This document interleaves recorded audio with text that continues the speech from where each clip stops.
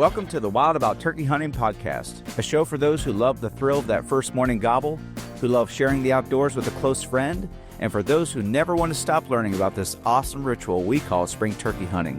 I'm Josh Davis, I'm wild about turkey hunting, and I bet you are too. Thanks for joining. Let's get started. Well, what separates the guys who consistently tag gobblers from the ones who just hear them?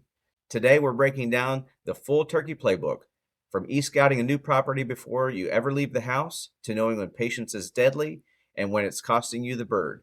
We're talking about picking the right setup when a gobbler answers, reading subtle terrain clues most hunters walk right past, and understanding what true woodsmanship looks like inside a turkey's home range. And to help us unpack it all, we've got Zach Lucas from GGG Outdoors Kingdom Connection joining the show. Zach has spent years chasing longbeards across different terrain and pressure levels, and he's built a reputation for being methodical, patient, and deadly when it counts. If you've ever wondered, am I e-scouting the right way? Should I sit longer or make a move? Did I just pick the wrong tree? Or what signs am I missing in the woods? This episode is going to sharpen your approach from the map screen all the way to the final 40 yards. Let's get to it. Well, joining me today is Zach Lucas, and he is a dedicated and faith-rooted turkey hunter known for his thoughtful approach to hunting the woods in his home state of West Virginia and well beyond. As a leader within the Kingdom Connection YouTube series, Zach blends strategy and patience and woodsmanship into some practical blueprints for consistently closing the distance on turkeys. Whether he's breaking down e-scouting tactics or sharing hard-earned lessons from the field, Zach's passion is helping hunters grow in both skill and in purpose. So, Zach, it's great to have you with us on the Wild About Turkey Hunting podcast today. It's great to be here. Thanks for having me. Really appreciate it. Yeah, we're looking forward to having a good conversation today. So I'm just going to kind of kick things off with this, as we talked a little bit before the show, just as far as what kinds of things we felt like hunters could pull away from with some great ideas. The first thing was, when you're planning an out-of-state turkey trip, which a lot of people like to do, or maybe new hunters are thinking about doing for the first time, what does your e-scouting process kind of really look like? Kind of from the first pull-up of a map to boots on the ground. And what do you think are some mistakes that you see that hunters make even before they ever leave home? Yeah, I think that, I just kind of jump right into maps. I call local biologists, try to gather as much intel as I possibly can. I don't usually try to gather pins from other people or anything if I can help it.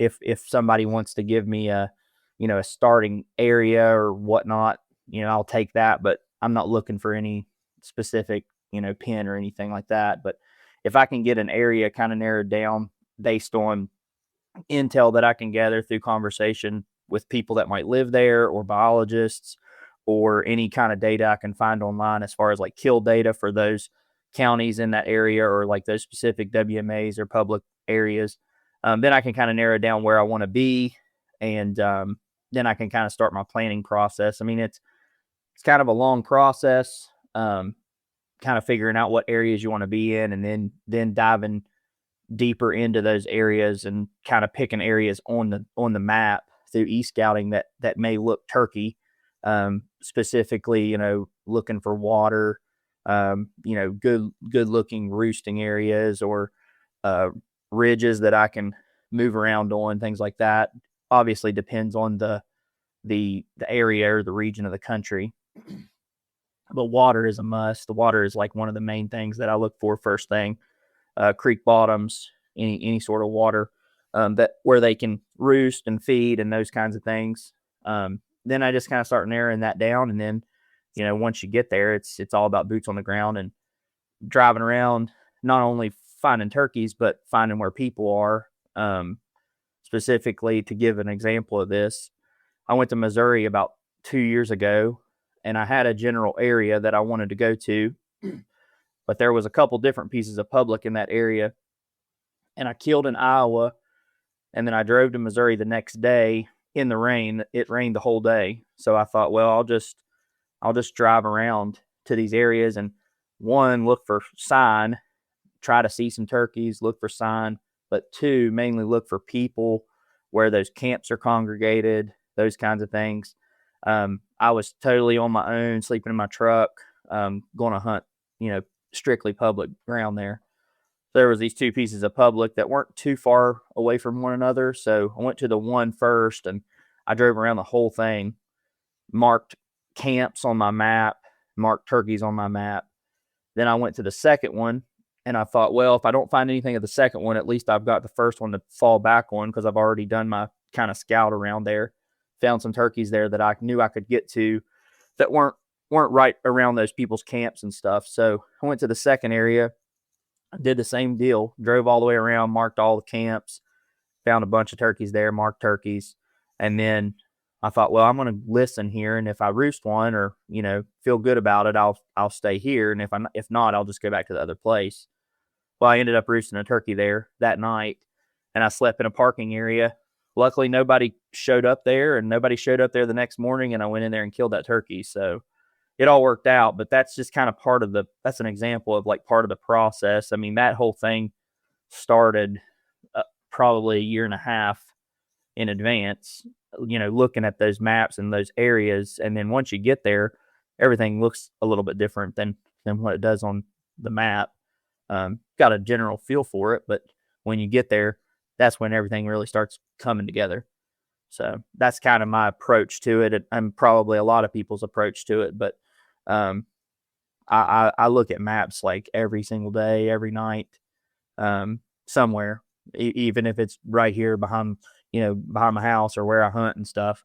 I'm looking at some kind of ground somewhere all the time. Yeah, I think that's good because, like you said, just looking for key features, even with ground that you're pretty familiar with, you might be surprised, say, well, 100 yards farther down that ridge, there's actually a bench down there. And I bet that's where that bird was hanging out last year that you were hunting, where you heard him a couple times until you just look at stuff from a topo map or look at an aerial map or whatever. Sometimes you pick out some stuff. You're like, oh, I didn't even know that little water source was over there. Or I didn't know that little, gas line ran through there or whatever. Right. And that like going back to that, what you're saying, even like ground that you're familiar with. I mean, I just was talking to I talk to people every day about turkeys at some point, and talking to my buddies last week, me and my daughter went on a little walkabout on this spot that I have to hunt and last week. And it was a walk that I kind of wanted to take because there's always some turkeys down this bottom and I just really didn't know how to access it. And now's a great time to get in there and do that, not bump turkeys, and just kind of see lay of the land, or like where can I approach these turkeys a little bit better or whatnot. And so we did that little walkabout and found some really good information that's going to help me access these turkeys come spring. And like I told my buddies, like, killing takes place right now. I mean, squeezing the trigger is in the spring, but the killing part is right now, so like getting ready and getting prepped and seeing that lay of the land. I mean, yeah, you can look at it on the map, but until you walk your boots down in that creek bottom, you're not going to know where that logging road comes down through and up that next point or whatever, or takes you around that bend, and how you can approach that turkey in the dark. I mean, I want to go walk all these places in the daytime so that, come killing time, I can walk them in the dark, no problem. So, that prep, that's part of just staying ready, stay ready so you don't have to get ready kind of deal. That's kind of how I operate all the time, as far as just scouting even places that I'm familiar with, kind of getting in there at least once or twice if I can before season, and just kind of looking around, seeing if anything's changed, if there's any trees or obstacles that I'm going to have to deal with, or, I'm going to have to approach a different way, or, there was a timber cut or something, just kind of always staying ready. And I'm always going through places too and being like, well, if there's a turkey out there, I could set up here, or, kind of just playing that stuff in my mind so that my mind's just constantly ready. Like if a turkey gobbled out there, I'm just going to sit down right there in that blowdown or whatever. And it's kind of like playing through the scenario in my head all the time. So stay ready so you don't have to get ready kind of deal. That's kind of how I operate. Yeah. When you're doing e-scouting, sometimes if you're going to hunt out of state, you don't get to see anything until you get there that day. Are there certain terrain features? Obviously, we mentioned water. Turkeys love water. They love to roost near water. They need water, obviously. Are there other things that you're typically looking for, maybe that other hunters are not looking for, or are you looking for certain areas that maybe are not as attractive to other people in general, like when other people may be coming in that area and hunting too? I might look for places that maybe are a little harder to access. I look for places that mirror some stuff that I'm familiar with that I hunt here. If I'm hunting in like, a hilly region, um, I mean, because like you said, I'm from West Virginia, so that's all I hunt here is mountains, woods, hardwoods. Don't have a whole lot of fields here in the area that I'm in, so it's predominantly hardwoods, big ridges, creek bottoms, things like that. So, obviously, I'm going to try to look for things that mirror the stuff that I'm really familiar with. Um, but if you go to somewhere like South Carolina and hunt in a swamp, it's all flat, looks like the surface of the moon, all pines, maybe some burns, swamp. It's all totally different than here. So you kind of gotta change a little bit. But like you said, I'm always looking for water. I'm always looking for, you know, some breakup, whether it be a transition from hardwoods to pines or pines to a burn or something. Um, Looking for burns, obviously, if you're down in the South, burns can be extremely beneficial. Um, but access, that's a big thing, and then like portions that might be portioned off from the main chunk, maybe a little portion over here that may get overlooked, or a portion that butts up against private. That can always be good too if you're struggling to maybe find something, right in the public. Maybe try to butt up against some private with that public, and maybe there's some birds hanging on that private that you might be able to call across. It's all turkey hunting so situational. It's really hard to be like, well, this is how you do it kind of deal. But there are things that you can kind of say, well, yeah, this is what I like to do. Yeah, I think that's good. That's some practical stuff. So let's talk about this. The plans are set. You've kind of made it to the woods. You've picked a spot on a map. You decide you're going to head into there. And a lot of hunters say patience kills turkeys. But in your experience, when does patience really not work out for you? When there's a time where maybe patience is it's actually hurting more than it's helping, particularly maybe in showing up in a new area. That could be anything from, it's covered up in trucks when you get there and you just keep hunting it anyway, or you've hunted for a day and you haven't hardly seen any sign, you haven't heard any birds.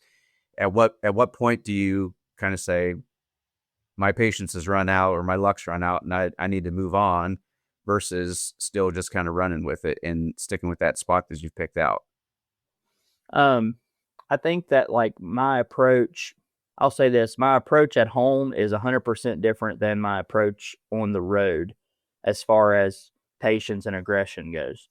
So like at home, I know I've got, 4 weeks, 5 weeks here at home, and I've got plenty of places that I can bounce around to. So I'm going to do my very, very best to not bump a bird ever, and not booger him up or make him any harder than he already is. So I'm going to play like, especially early in the year, I'm going to play things safe. I'm not going to just ram in there on him and, be all gung ho, like right off the bat, especially when our woods are wide open. It's extremely hard to move. So I play things a lot safer then. I'll get more aggressive as the year goes on if I need to. But I try to just keep birds fresh as much as possible. Now, if I'm traveling, I'm like, I've got limited time. I've got a lot of my resources already tied up in this money, time. I'm away from my family. I've got an unlimited amount of time on the trip, 3, 4 days, 5 days if I'm lucky. Most of the time it's 2, 3 days. So I'm being ultra aggressive. I'm trying to get to as many of these places that I've pinned on the map that kind of piqued my interest, and check them out and say, this is not worth my time or this is worth my time. And then I'm going to dive in there and hunt it, see if it's worth my time. If there's turkeys in there, I'm going to just lay with them as long as I can, unless something messes me up, somebody or a coyote, or if I mess them up or something, then I might bounce. But if I find some turkeys, I'm probably going to try to stick in there, because it's hard to leave turkeys to find turkeys. Why would I do that? If I'm limited time, it's kind of the first step of the whole deal is finding a turkey to hunt. So when I find one, I kind of try to stick with him and kill him if I can. Now, if there's instances that I'm like, well, he's not in the best spot for me to kill him. He's in a wide open burn. He doesn't move his feet. It's very hard to get to him. I may go and try to find another turkey, and I usually do try to find a few that I can, kind of plan B, plan C kind of stuff, because I don't ever want to be pigeonholed in a spot, and I never want to be beat to a spot and then not have a backup plan. So I always have, plan A through Z kind of deal. But to answer the patience thing, I mean, patience does kill a lot of turkeys. I try to be as patient as possible. But I do think that there's kind of a fine line with that. I think you can be definitely too patient. I think if you sit there and a turkey's burning it up, for example, if a turkey's here is burning it up across the holler, and I'm sitting on one side of the holler and he's clear across the holler just burning it down, I'm only going to be able to sit there and listen to him for so long, and I'm going to have to go.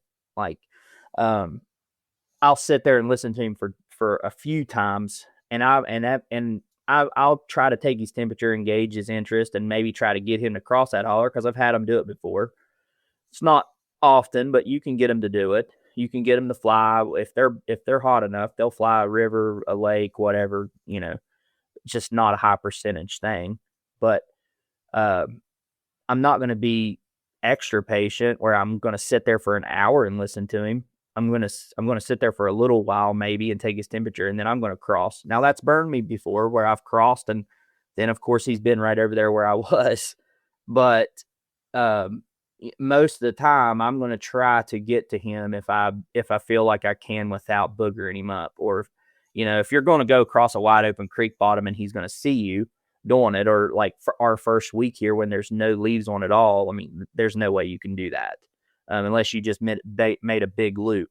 But on a trip, I'm going to be pretty aggressive on a turkey and try to make it happen, like I said, in my allotted time, because I've got all these resources and my time's tied up and I'm away from my family. So I'm going to try to make it happen basically at all costs, as ethically as, obviously ethically. So, but that's kind of where I sit on the patience line. Like, I'm definitely pro patience. Like, patience kills a lot of turkeys, but there is a fine line where you have got to be aggressive in certain scenarios. Yeah, like you said, because you only have so much time to get it done. And you want it to be successful for the amount of time that you spend away, and the prep and the money on license and tags and travel and everything. I find for myself that I can sit a little bit longer at home when I just know, I've got all day to get home. I can finish the chores or do whatever, versus like I feel that pressure, but it's hard to balance that. It's going, hey, there's a sense of which I only have so many days to get this done, but not also just rush the hunt and booger birds and do all kinds of things that are just sloppy because you feel like you're in a rush. But Right. I could be a lot more patient with a bird at home than I would be on the road. Sure. And like you said, like at home, I might pop in a spot and hear a turkey or a couple turkeys, and I do this especially early in the season. Pop in a spot, hear some turkeys, kind of see how they feel that day, and kind of be like, well, they don't really feel like they're right, or maybe they've got hens with them. So I'll say, okay, I'm not even going to call to them or mess with them. I'm not going to pressure them or nothing. I'm just going to back right out, hop to another spot, leave them for a couple days and come back. I'll do that a lot, especially early in the year. Like, I mean, I'll start listening next week here for every day. So I'll have a pretty good feel about what's going on and who's got hens and who don't. But, when you go in there first week and there's no leaves on the trees, it's really hard to move in some of this stuff. So I'll pop in an area and see what those birds are up to. And if they're in a killable spot, obviously I'm going to try to go in there and kill them. But if they're in a spot that I think, well, if I really get to the place I need to be to kill them, they're probably going to see me. I'm just going to back out, wait till I've got some leaves, and then go back in, or give them a couple days usually, go back in. Yeah, that's good. So let's talk about this. Once you strike a bird and you decide that you're going to work him, how do you determine the right setup, especially maybe in ground that you're unfamiliar with? Let's say you're for the first time, you're walking through the woods and you float out a call and a bird answers. what are you kind of looking for? Like, what are some of the non-negotiables that you're looking for before you really begin that hunt with him?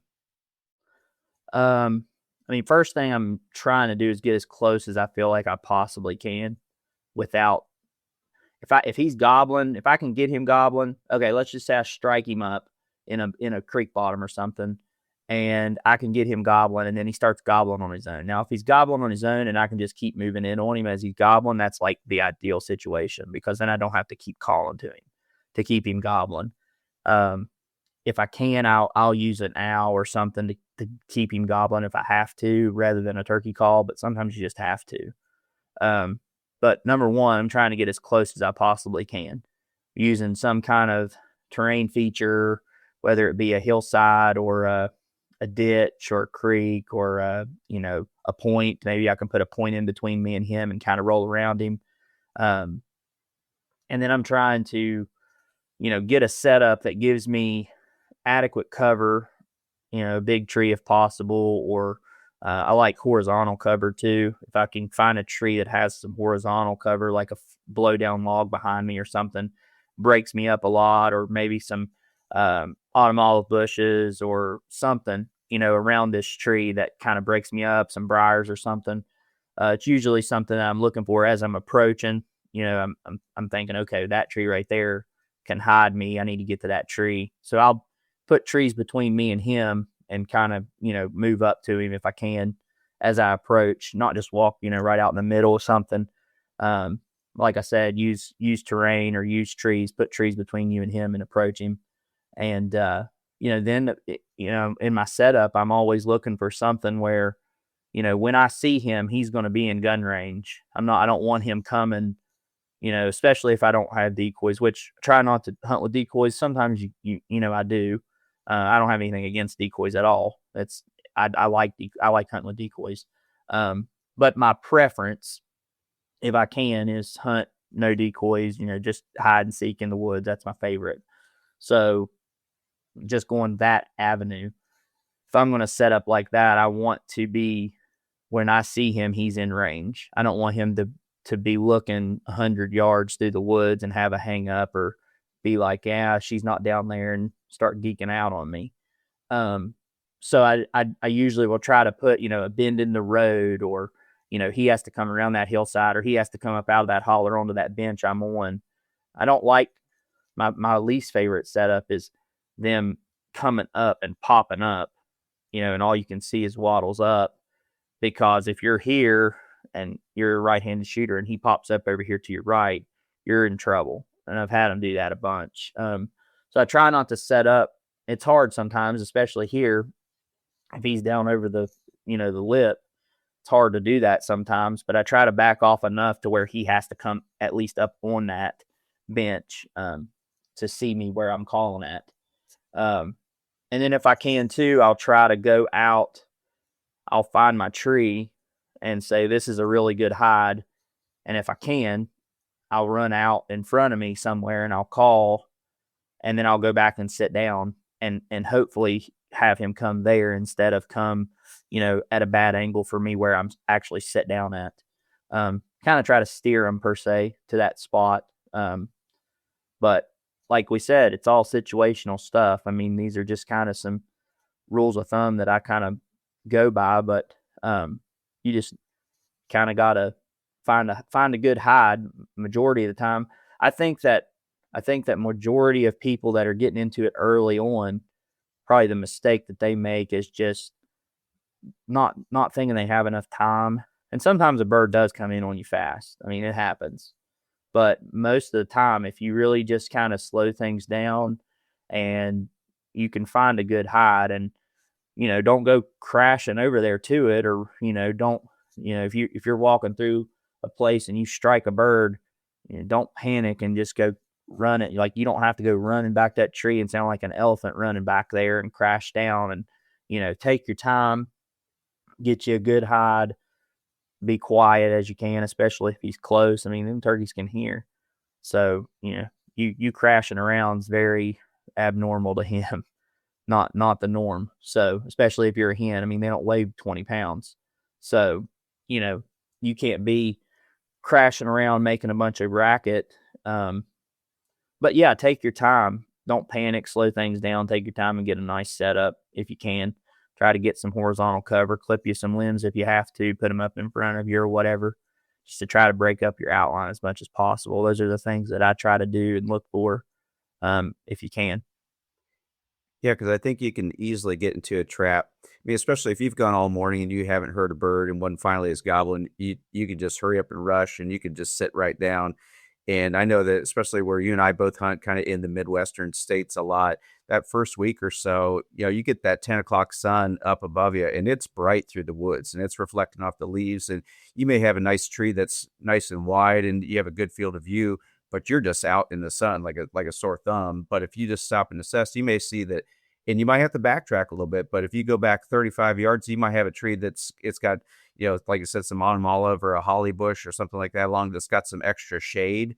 That at least you're going to be out of sight. You're not going to be just glaring right out in the open, especially with even your gun and the bill of your hat and all that kind of stuff. And it's worth the extra few minutes to find yourself in a spot where you're going to be well hidden when that bird does come into view also.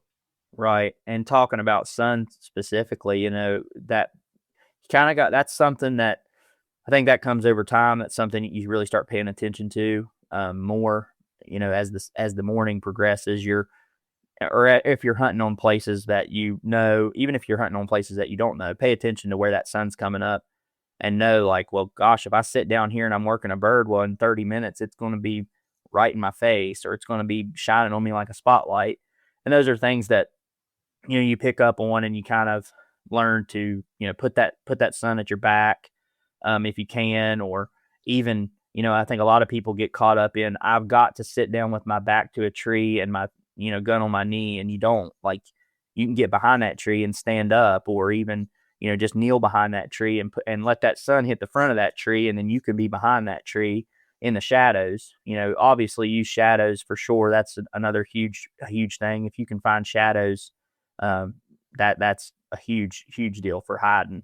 But also, like, I have a good friend, Darren Dye, which a lot of people probably know him. He's a straight up turkey killer. But I talked to him a lot, and he was telling me one time, he was like, so many people get caught up in, having to sit, or like, this is the rules. Like, you have to sit to this turkey with your knees up. And he said, if you're somewhere and you strike that turkey, what's wrong with you just slipping over to that tree right next to you? Like, he obviously doesn't know you're there because he gobbled at you just now. There's no reason for you to go crash and find a setup. Like, he doesn't know you're there. He hasn't seen you. Like, just get by that tree right there and call him up right there.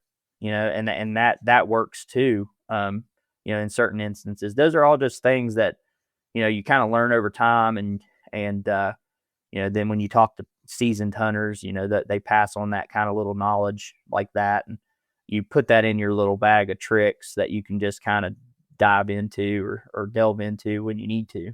So yeah, it's just how it is turkey hunting.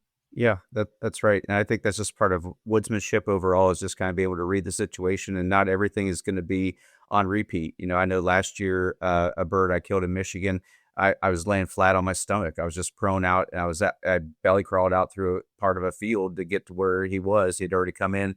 He had gone back, didn't get a chance to get a shot at him. He got back to his comfort zone. So I just worked my way out, got underneath a couple bushes. And this bush probably wasn't even 5 foot in diameter, but I just got in underneath on the shady side and laid there and called, and he came back out just to take another peek and was able to shoot him. When I hunt with my dad, he doesn't sit down as much as he used to. It's sometimes just hard getting up and down, and so he stands a lot, and he'll find a tree. It's got a couple of low branches or a big crotch in the middle of it where he can just watch in between and shoot, and he can still kill a lot of birds that way. You don't always have to sit down. It's nice when you can, because it's comfortable and it can keep you still, can keep you patient for a long period of time, but you just have to read what the situations are and be willing to adapt to it. Well, as we just keep talking about woodsmanship, when you're moving through a turkey's home range, what are maybe some subtle signs or just some clues about the environment around you that you're just constantly reading that maybe even a lot of hunters overlook? Yeah, I mean, I think that woodsmanship. I actually listened to a podcast last week that Mike Pentecost did. If you haven't listened to it yet, you need to. It's really good. It's about talking about woodsmanship a lot. he was talking about, woodsmanship is just basically melting into the environment around you. And he's with Woodhaven, so they use the ninja term, which, I mean, that's pretty accurate. I mean, you want to become the woods. You're going into their home. It'd be just like me going into your house and moving something around. You're going to come in and you're going to be like, whoa, that's not where that belongs. Everything in your house is, where it's at and all that stuff. And turkey's the same way, that, they're fighting for their life from before they're even born. So they're extremely like keen on like everything around them all the time and like what's going on. And, the woods are giving them clues too as to danger or whatever, whether it be a hawk or blue jays or crows or whatever. So, I mean, you as a hunter, woodsman, need to be in tune with all that as well. So, I mean, yeah, just kind of melting into the surroundings. I always kind of go to a place, and I always tell my kids this too, because they always want to go in somewhere and hoot and holler and carry on and stuff. And that's like, hey, look, I don't ever want nobody to know, or no animal or person or anybody to even know I've ever been here, and just kind of in and out kind of deal. And that's just how I've always kind of approached it. But, pay attention to things going on around you. Pay attention to birds, specifically like blue jays and stuff, squawking around. They'll squawk around and give a gobbler's position away. I've had that happen a lot of times where I've been creeping out a ridge and nothing gobbling, and blue jays start squawking around, and I'm like, there's something going on over there. Or crows do it a lot too. They'll be pestering them, and something's going on over there, and you kind of start creeping that direction, and all of a sudden you start hearing drumming, and you're like, that's what's going on. He's down there drumming and just strutting on his stage or whatever. So, those are things that you kind of pick up on over time. I mean, early on, people don't pick up on that or pay attention to that, but as you hunt and you mature and you progress and figure those things out, those are little cues. Jake calking, that's another thing. If you can hear a Jake yelping, most of the time he's probably yelping at a turkey drumming, a gobbler drumming. So that's another little thing, And if you're quiet and you're just melting along through the woods, you can pick up on that stuff. But if you're, constantly talking, or you're constantly, cracking sticks, or you're not walking quiet, and you're not going to pick up on any of that stuff, And most of the time when I hunt with people, I hunt with a lot of like-minded people that hunt the same way as I do. So we hunt really well together, and we're not doing a whole lot of talking in the woods. There'll be times where we sit down to eat a breakfast bar or something, and we're talking, but we're always quiet. We're always listening. Woodpecker goes, crow goes, we stop, chew, and listen, everything. And that I do that in not just every day. But yeah, I mean, even when I'm hunting with most of the guys I hunt with, we're not walking through the woods talking a whole lot. We're always paying attention and listening and trying to pick up drumming. There's been a lot of times that I've been moving along and heard a turkey drumming and ended up killing him just because I've heard him drumming and before he caught me or whatever. But like I said, those things are things you pick up on over time, and as you mature as a turkey hunter, you learn to you learn how you can move through the woods and what can be extremely effective to you and what can tip you off to, something that's going on around you.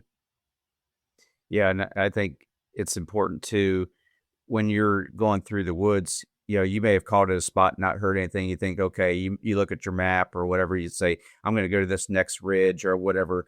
You're still hunting from point A to point B, because you may only go 20 more yards, and all of a sudden you hear drumming, or you hear, I've heard just birds just scratching the leaves, or even a turkey walking in that didn't say anything, but all of a sudden they're, you have to keep assessing as you're moving along through the woods, and kind of just your every step is intentional hunting.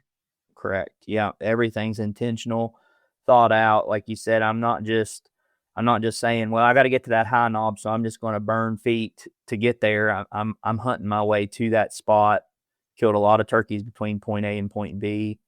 Like you said, I've been walking slow and heard turkeys scratching over the hill from me, you figure out that cadence of scratch, and you can figure that out, and it's very distinct. It's not like anything else. It's not like a squirrel or a deer walking or anything. It's a very distinct cadence of scratching, and you quickly can figure out, hey, that's scratching. These things are particularly important in areas that are like high pressure areas. I can say that they've been very effective for me hunting places in the South that are very high pressure. Turkeys have that reputation of being tough, don't gobble a whole lot, things like that. Those kinds of things where your woodsmanship really comes into play, where you can really fill out situations and find turkeys even when they're not gobbling. Those things really help in places like that. Yeah, that's right. That's good. Well, let's kind of tie all of this together. So, how do planning, we talk about patience, we talk about setup, we talk about woodsmanship. How do all those things kind of tie together in a single hunt, kind of from map study all the way to that final 40 yards of that gobbler walking in? Can you maybe walk us through a hunt where you had some of those similar elements kind of come together, and what was the outcome, or what was that like? Yeah, I mean, every turkey hunt is not the same. I mean, every turkey hunt's different, for the most part. I mean, there may be instances in a turkey hunt where you can be like, oh, I've had this happen before, or something similar to this has happened before. But for the most part, every hunt's a little bit different. So the more tools you have in your bag, the better off you're going to be. The more prepared you're going to be. Like I said, stay ready so you don't have to get ready. Constantly just reviewing in your mind these old hunts, replaying in your mind these old hunts and these things that have happened to you, so that if something similar does happen, you can reach in that bag really quick, and you already know the next move on the table that you're making. I can't think of a hunt right off the top of my head specifically. I mean, I've had so many hunts where I've had turkeys fly down and work around the hill from me, and I've had to use terrain and woodsmanship to make a kill move to get to them. I've had to use terrain so much to get in kill spots to kill turkeys. I mean, you can be in a spot, but you can be off by 30, 40 yards from the actual kill spot. So you're kind of out of the game. You're on the outside looking in until you can get in that bubble. And then, and like you said, I think you said something earlier about a turkey that you had killed where he had been there, he had walked away, and then you called him back. That's a pretty effective thing. If the turkey's been in a spot strutting all morning in this on his stage or whatever you want to call it, and then he works his way off of it, or you shut up long enough to let him work his way off of it. That's most of the time what you have to do. If you just keep calling to him, he's just going to pirouette in circles in that spot. But if you can be quiet, let him maybe drop off that top, and then you can make a push, 40-yard push to get up there to where you can shoot that stage, then call him back up because he's already been there all morning for an hour or whatever it may be. He's familiar with it. He knows it's a safe zone right there because he just came from there. Most of the time, you can get in there and call and pull him back up on that stage. So, yeah, I mean, all these little tools. I talked about preparation earlier and just staying ready and being prepped. And I'm very blessed and fortunate with my job that I work from home. So I get to go listen every single morning, and I do. I listen from March 1st, typically, if the weather permits, March 1st all the way till our season here doesn't come in until around April the 20th. So a month and a half roughly of listening, and I listen every single day, and feel like that just preps you and it keeps you in the game constantly, knowing and I'll go check on these turkeys multiple times and be like, okay, well they're breaking up, or okay, they've got a bunch of hens today. I'll check on them a couple of days later and they might have lost some hens or whatever. So it just kind of keeps you knowing what's going on out there, keeping with the turkeys and things like that. But all that prep, like I said earlier, killing's going on right now in my head. Squeezing the trigger will happen in April and May, but I'm already planning approach, hide, all that stuff. Like when I find turkeys in, the end of March, when they start moving around to spring zones from winter areas and they start kind of breaking up, and I start kind of seeing these turkeys on an everyday basis in these spots, then I'm like, okay, well, that's probably where he's going to stay, for the springtime. That's where he's going to roost in that general area, in that creek bottom or on that point or on that ridge or whatever he may choose. But all that prep going into the season and me finding these turkeys, and when I find them, I'm already killing them in my head. I'm already saying like, well, this is how I'm going to approach him. This is where I'm going to hide. This is how I'm going to call to him. This is how I'm going to, do that. And it might change on the fly, and I'll be ready if it does. But, I'm already planning all that stuff in my head, how I'm going to go about all that stuff. I'm not going to go in there, day one blind and unprepared and him throw me a curveball that I'm not ready for. Because, most of the time I'm going to kill him on the first set or the second set. Most of the time, like, especially here when I'm in a place that I'm familiar. Now, out of state, I might have to hunt him 2 or 3 days and figure out where he likes to go and what he likes to be. But here, I'm going to already know what tree he likes to be in and where he likes to go after he flies down, and how I'm going to intercept him or how I'm going to set up on him, kind of thing. So most of the time, if I play everything right, like I said, first set or second set, he's going to be dead. But all that stuff plays into consistently killing turkeys, just being ready, staying ready, being prepared, knowing how to approach, woodsmanship. And calling is important, but it is not by far the most important thing out there. There's a lot of guys out here that can't run a turkey call at all that kill a pile of turkeys.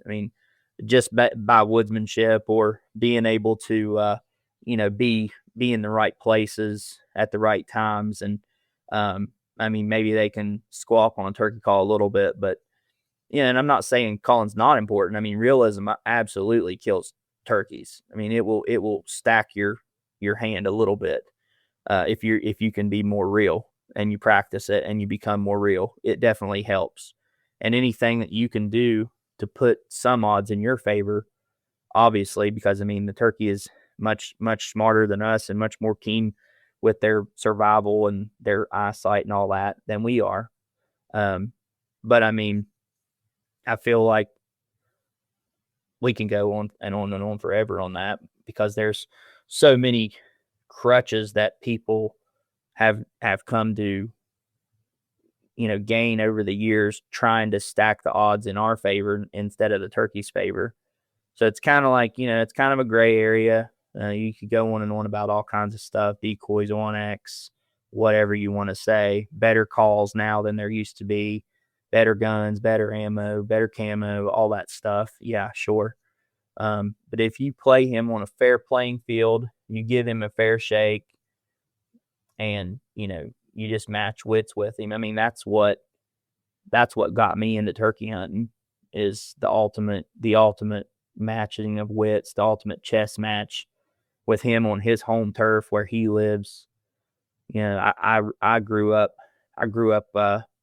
reading Turkey and Turkey Hunting magazine. I'd get every one of them I could get. I read every Bad Birds segment in every magazine there was. My dad wasn't a turkey hunter. We grew up. He took me, and we learned through a lot of trial and error. And I'm super thankful for that now, because I learned a lot of really tough, hard lessons early on whenever I was learning how to turkey hunt. Self-taught kind of deal. My dad had no clue what he was doing. Got an old Lynch box call, which I still have over there in the cabinet, and called my first turkey in with that box call. Still have it. And I was hooked ever since. But everything that I learned was self-taught, or I really had to seek it out. Go to a library, find a VHS at the movie rental store and rent it every year to watch, and just grew up on that stuff and got bit by the bug, and it took hold of me. So, and that's the way, I still am today. I'm constantly learning. it can be depressing sometimes that like the learning curve nowadays for people getting into it is so much shorter than it was then. It's like almost given to people, not earned. But at the same time, it's like, there's plenty of space for everybody to hunt. We can all get along. There's no reason for us to be at each other's throats about it. It's just a turkey and it's just a game and we just love it. Mm-hmm. So, yeah, but that experience factor, is what gives you longevity of success, and it feels rewarding too, between just the matching wits with the bird and all that kind of stuff. And yeah, getting out there ahead of the time in the season, before the season ever begins, and listen to them, or listen to, like you said, kind of going, oh, I know where that bird likes to be, and I can go over here. This bird likes to be in that area. Versus, yeah, there's people that they can buy all the bag of tricks that the hunting store has and set them all out and do whatever and get a bird. But to consistently, year after year, get to have success like that, I think it comes a lot with just, you have to be willing to keep learning, and that's kind of the idea of this whole podcast with that I've got, is that, the pursuit is wild, that we never stop learning, and we just keep stacking upon with experience. And I think that it's good for us to also, those that have been hunting for a long time, to not take things for granted, where things were maybe they've come a little easier. We pick up on a little more naturally than we used to, because of the amount of experience that we have, and to make sure that we're passing that on to other people. I try to pass that on to my kids. I got a lot of friends from church. I try to take hunting and things like that, and try to help them learn along the way too, rather than just saying, hey, just go sit in this field and, pop up a blind and put out, a dozen decoys and you'll kill a turkey tomorrow. I wanted to understand like how it can work beyond that scenario. That can kill turkeys, and that's fine. People can fill their tag with it, however they choose, so long as it's legal.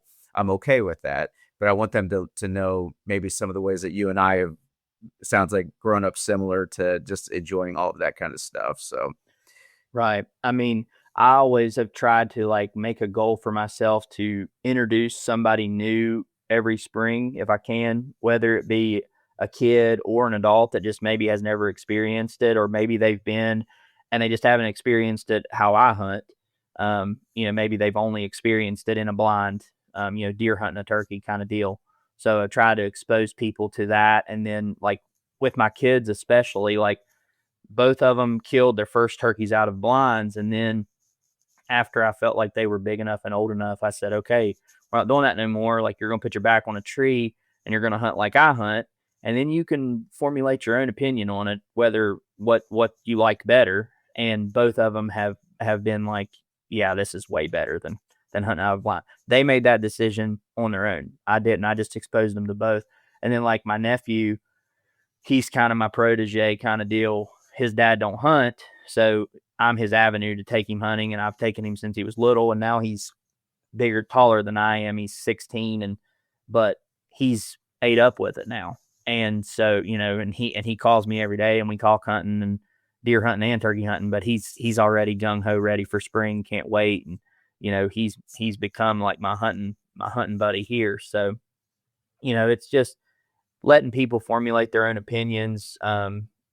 Like you said, like giving them the tools, to do that, to formulate their own opinion, or like see it from a different perspective than they might see on, Outdoor Channel or whatever, blind with a bunch of decoys out there, which I'm not opposed to. Like, if that's how you want to hunt, whatever, that's totally fine. And there are situations that I hunt that way. I don't like blinds. I don't hunt out of blinds, but there are some situations where you have to have a blind to be in the spot. I mean, both of my girls killed last year on Youth Day here in the middle of this wide open field where, and my youngest I could have crawled them up underneath them turkeys where they were roosted, but like my youngest couldn't do that. And I wanted her to kill and have the experience, and we had an awesome hunt. So, I'm not frowning upon any of that. It's just, you formulate your own opinion on how you want to hunt, and just play the game fair on his stage. And that's yeah, all it is. yeah, that's right. That's good. I know, just thinking back to what we were talking about earlier, as far as going out and listening before the season starts and getting familiar with stuff, I think sometimes also it can be a habit for hunters that have routinely hunted a certain piece of property to just take for granted that it's all going to be the same hunt again next year. And I've shown up at some places before when all of a sudden I found out that the landowner had, put up a fence or, cut a bunch of treetops down where there used to be a bunch of cover. Now it's not there. So I think it's good to go out at least if you can once just to walk over the property, see what's changed. You never know, a tornado might have torn through there in the summertime and your favorite ridge may just be covered in blowdowns and you couldn't walk to your favorite listening spot if you wanted to in the morning without making all kinds of racket. I know same as with like with WMAs and things like that, a couple out of state hunts that we do. My dad and I, we like to go to a state and hunt a lot. And we've hunted there for probably a decade. And we showed up one time, got up on this ridge, and as it started getting light, all the trees were gone. They took out about 300 acres of woods for a grouse habitat program, and they took out all these big woods that we were planning on hunting. But it was on the website. If we would have looked ahead of time, they had, the state was notifying where these things were taking place. But that might be even for burns or different things like that. It's always good to not just assume it's going to be the same way it was last year. Well, and going even deeper with that, talking about going out of state, even if it's a state that you're familiar with that you've hunted 3 or 4 times, you owe it to yourself to review those regs every year because stuff is changing literally like crazy everywhere every year. And then also, like you said, looking at maps, Onyx is really good about showing, if a place was timbered or if there's an active burn in that area or things like that. If you can't get there physically, either look at Onyx and try to find out some info there or reach out to a biologist in that area and try to reach out, find out from them if there are any things, timbering or anything that has happened in that area so you don't show up to your favorite place out of state that you've hunted for years and be shocked that it's completely clear cut or something. So yeah, I mean, just that comes back down to staying ready and prepared and being prepared. And, I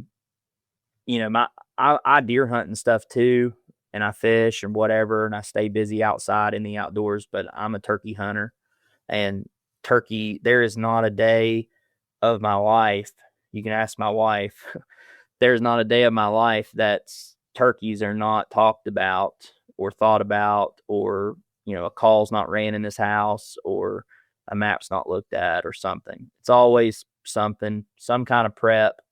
I'm already prepping for next spring, not this spring, but next spring. Like I said, you got to stay on top of that stuff, especially with the way that regs are these days and changing and these out of state places becoming draws that have always been OTC. You got to stay on top of that stuff, especially if you want to travel and do it, like I do or like anybody does. Anybody can do it. It's not like it's, some magic formula. You can do it if you really want to and you really love to do it and you just want to extend your season or you just want to, go to a neighboring state or whatever. Like you can do it. Absolutely. You just got to put a little bit of legwork in it. Very good. Well, Zach, thanks for the conversation. And just for listeners, if they have other questions that they want to reach out to you and talk about turkey hunting, or I know other ways where they could just kind of watch some of the hunts that you've been on and kind of get to see firsthand how you handle yourself in the woods and things like that. What kind of options do you want to give to people as far as how to get a hold of you or to watch what you've been doing? Yeah, we have a YouTube channel that all of our hunts are on. I've been on several other channels too with them, but our YouTube channel is GGG Outdoors / Kingdom Connection. We started out as GGG Outdoors and had this big dream like everybody does to be the next Primos or whatever. And then, quickly kind of realized, well, my wife was a worship leader. So she kind of asked me like, what's your purpose in life? And, I said, I don't really know. And, I'd played basketball my whole life. And then I, became obsessed with hunting at a young age. And, as I grew up and matured as an adult, I said, well, this might be my ministry avenue. So, I've kind of tried to, I never want to push Jesus on anybody or shove it down anybody's throat, but how can anybody be in his creation and not see him? is beyond me.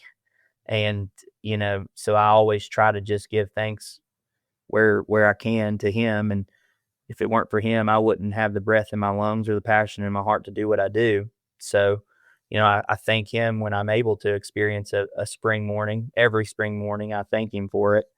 So it became Kingdom Connection, and it's been that since. And it's Kingdom Connection's all about people like me and you connecting together through a wild turkey, but also through our love of Jesus Christ. So we share a common denominator there, and it opens up avenues and places that I would never have thought I could share about Jesus because of a turkey. People, it brings like-minded people together. Turkeys do, and it's unlike anything I've ever experienced in my life. But so, long story short, it became more than just an outdoor show or filming outdoor hunts or whatever. It kind of became a little bit of a ministry and an avenue for me to just share the love of Jesus and his beauty through his creation. So GGG Outdoor / Kingdom Connection, that's our YouTube channel. It's predominantly turkey hunting. But that's that. Instagram, I'm on there, Zach20065.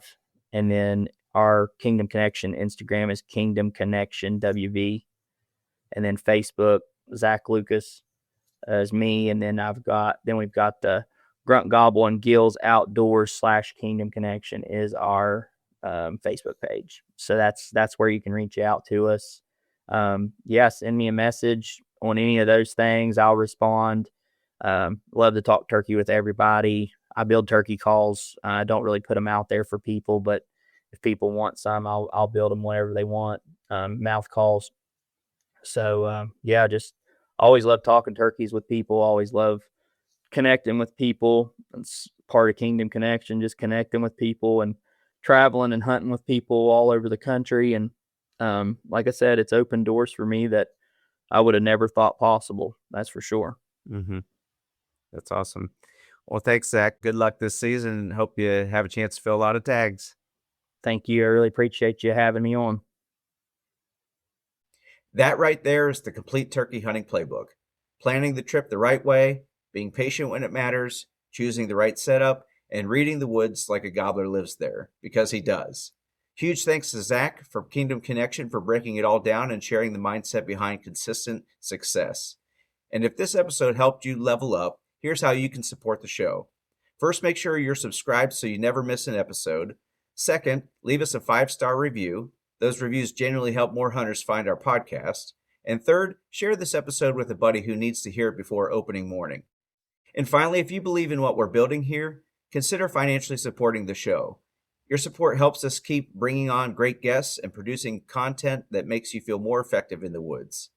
And don't forget to sign up for our insider newsletter by using the link in the show notes. That's where we go deeper with strategy breakdowns, exclusive resources, and behind-the-scenes content that you won't hear on the mic. We appreciate every single one of you. Now get out there and make some better decisions in the woods, and we'll see you next time. The pursuit is wild. Never stop learning.